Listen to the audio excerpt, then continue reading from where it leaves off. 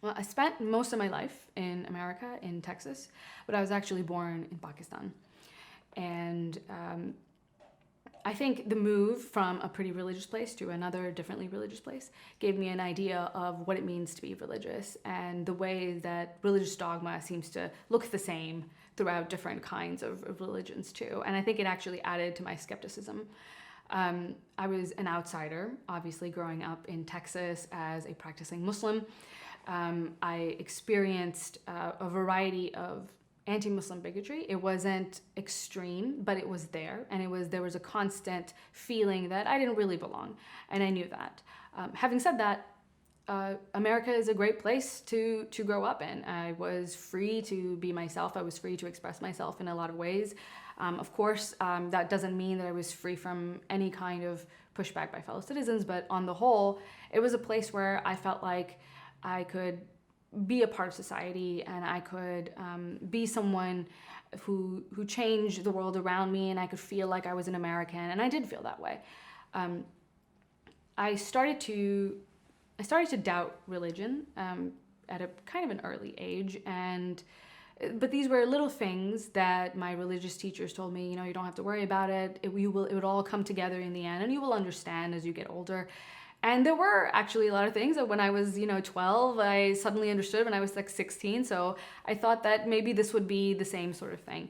But in fact, when I got to be a little bit older, I was in high school at the time, and I started really looking into the religion deeply. I found that there was quite a bit that just didn't add up.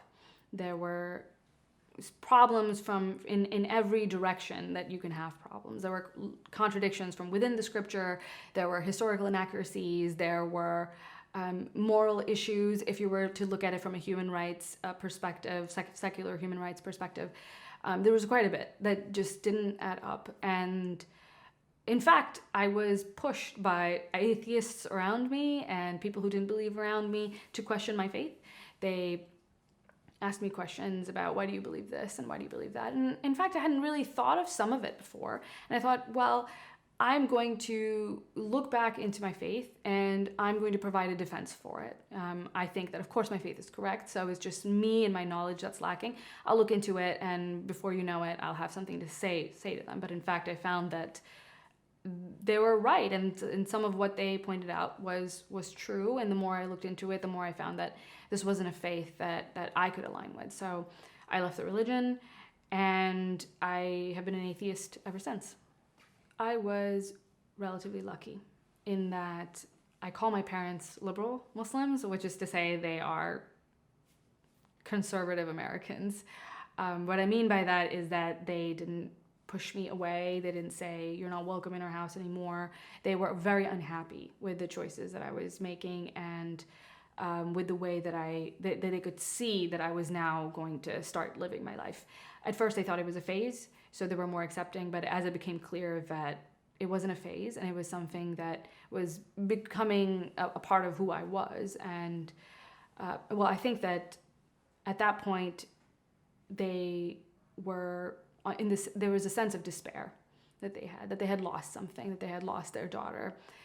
But the relationship has moved on since, and they continue to be not incredibly happy with the way that I have taken an active part in the ex-Muslim movement, but they haven't hurt me in any way. They don't push back.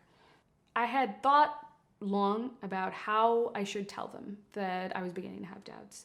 At first, when the doubts weren't really solidified, when it was just a question that I was having and I was investigating actively, I voiced them to them. I was hoping they would provide me with an answer.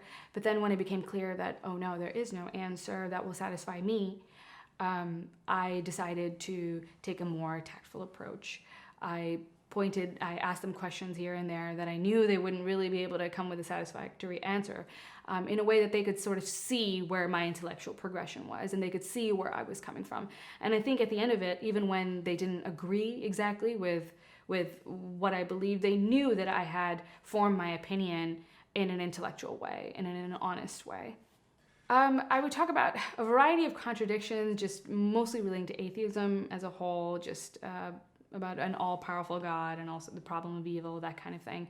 I talked about the place of women, and my father is kind of a feminist for a Pakistani, in the sense that he thinks that women should have an equal space in public life, and he always raised me with a sense that I wasn't really that much different from, my brother or my male cousins or anything. And of course that wasn't common, the way that he raised me.